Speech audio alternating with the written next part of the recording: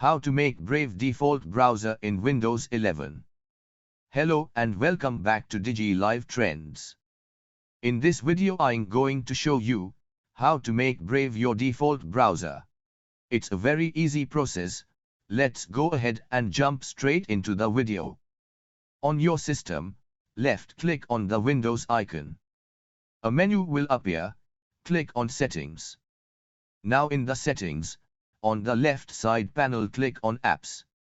A new window will appear. Click on the Default Apps option. Now, in the Default Apps all your apps will appear. For setting Brave as the default browser, type Brave in the search box. Then, click on it. Now, from the top right panel, click on the Set Default option. Finally, Brave set as your default browser. And that's it. So guys, if you enjoyed this video, please hit like and subscribe to our channel. Thank you for watching. See you soon in the next one. Take care. Bye bye.